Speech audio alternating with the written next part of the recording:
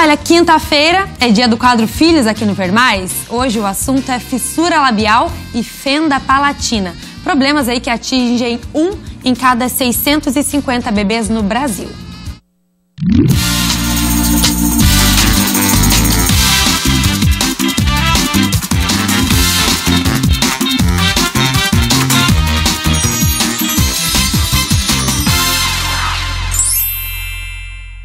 E para falar sobre esse assunto, estão aqui comigo no estúdio a fonoaudióloga do Centrinho Luiz Gomes, a Vivian Amaral Nogueira, e também a Caroline Efron, que é mãe de um bebê que nasceu com esse problema. Boa tarde, meninas. Boa tarde. Tudo bem com vocês? Tudo bem. Sejam bem-vindas ao Ver Mais.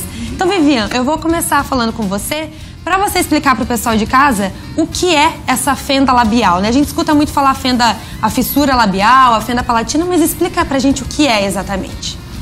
Então, a fissura labial-palatina, ela é uma má formação, ela não é considerada uma deficiência. Ela é congênita, como você falou, então a criança nasce com a fissura e ela pode atingir o lábio, ela pode atingir o palato e ela pode atingir o lábio e o palato. Então tá certo aí, essa é a fenda a fissura labial e a fenda palatina. Isso. Quando que a mãe já fica sabendo disso? Ela no ultrassom ou precisa nascer para ficar sabendo disso?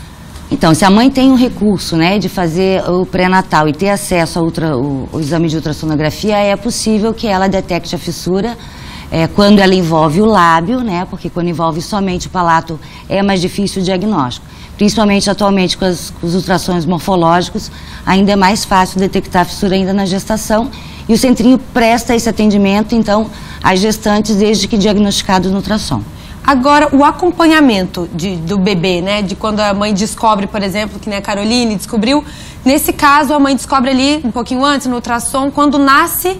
Quando que pode ser feita a cirurgia? Já é no ato do nascimento, no parto mesmo, ou tem que esperar um tempinho?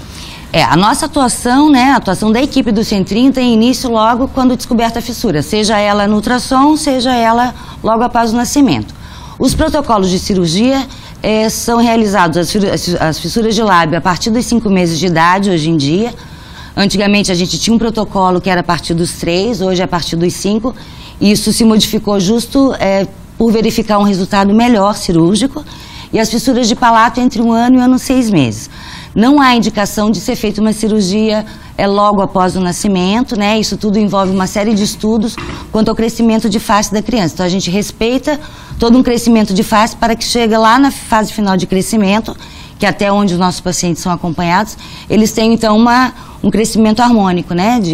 De face, de fala, né? De todas as suas funções que a fissura acaba interferindo. Tá certo. Enquanto a Vivian estava falando aqui, vocês aí de casa puderam acompanhar algumas imagens, que é do Arthur, que hoje está com 2 anos e que é o filhinho aqui da Carol, que vai contar pra gente. Carol, conta pra você como é que foi quando você descobriu que ele tinha, né, esse problema.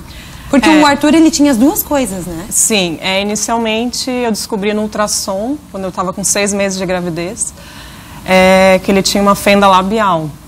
E pós o nascimento, descobriram também que ele tinha uma fenda palatal. Né? Então ele nasceu, na verdade, inicialmente por conta de uma hipertensão, ele nasceu prematuro, né? Ele ficou internado na UTI por um tempo. E depois fizeram vários exames e foi diagnosticado também a fenda palatal. Então, inicialmente foi um choque. É um choque, a gente né? não sabe como agir, porque eu nunca tinha ouvido falar sobre isso. Então eu descobri também que tinha um centrinho em Joinville. Então eu fiquei bem mais tranquila, porque eu sei que lá ele vai ter todo acompanhamento, até os dias de hoje ele vai nas consultas, né? Ele tem acompanhamento. E agora a única coisa, assim, ele já fez as 2 cirurgias da fenda e do palato, e agora, inicialmente, ele está com atraso na fala por conta disso. Até agora foi essa consequência que ele teve. Mas os cuidados que tem que ter também vão com alimentação, tudo isso. Você tem que cuidar desde o bebezinho, né? Sim, inicialmente ele só pode, na verdade, eu não amamentei. Ele tomou leite por uma mamadeira de colher adaptada, que o Centrinho fornece. E então ele começou com os sólidos depois da cirurgia do palato, né? E antes disso ele era só líquido? Só líquido e papinha. E papinha, para conseguir... Ele começou recentemente com sólidos e agora ele consegue comer de tudo. Foi uma vitória, porque não é tão fácil assim. Como a gente conseguiu ver ali nas fotos, quando ele nasceu, dava pra ver bem certinho o probleminha dele. Agora, como ele já passou por cirurgia, a gente consegue notar que ele já tá, né, muito mais bonitinho, a questão estética muda mesmo, muito, né? muda muito.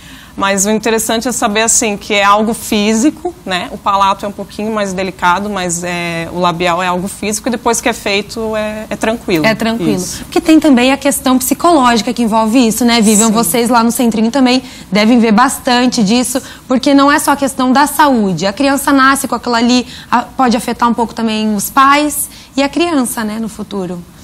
Por isso a importância na atuação com a fissura, a importância da gente ter uma equipe interdisciplinar, né?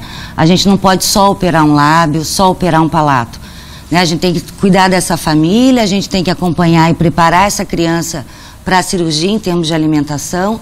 Eles têm logo no início uma dificuldade quando envolve o palato de sugar, então a gente realmente tem mamadeiras a princípio de bicos mesmo, a gente só alivia para que ele ganhe peso de forma adequada. Então a gente prepara ele com essa mamadeirinha de colher, que a mãe do Arthur falou. Então é um período de 30 dias que eles se alimentam assim, mas que depois podem se alimentar, logicamente, dentro da faixa etária, né, normalmente, no início de papinhas, que é o que qualquer criança come.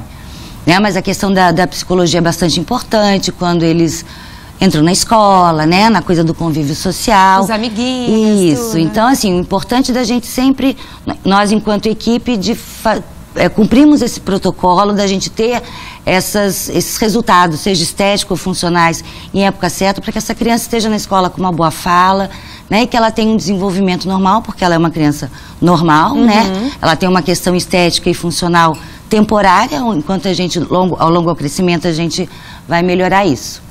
Tá certo, então, Vivian. Muito obrigada pela presença de vocês. Obrigada a vocês. Carol, só gostaria da gente falar pro pessoal de casa, você como falou que foi mãe de primeira viagem, primeiro filho já veio com esse probleminha, que você contasse para as mães de casa agora que elas podem ficar tranquilas, que isso não é um problema, né? E que se você ainda contar com o apoio do Centrinho, isso pode ser muito mais tranquilo. Sim, né? eu acho que as mães podem ficar bem tranquilas quanto a isso. Tem tratamento, inclusive, em Joinville. Anteriormente era só em Bauru, São Paulo, então ficava mais difícil. E eu acho que você vê teu filho crescendo ali, né? é muito amor envolvido, é difícil você não expressar em palavras. Assim, expressar em palavras, mas o que importa é que deu certo e já passou. E ele tá ótimo, tá na escolinha, tá fazendo amiguinhos. Você vai continuando com fazendo esse acompanhamento com o Centrinho? Isso, acompanhamento agora é fonoaudióloga, principalmente né? por conta da fala, né? Então ele está tendo um pouquinho de atraso na fala, mas depois ele vai fazer o tratamento e eu sei que ele vai ficar bem. Uma criança como qualquer outra. Como qualquer outra. Tá certo, meninas. Obrigada, viu? Obrigada.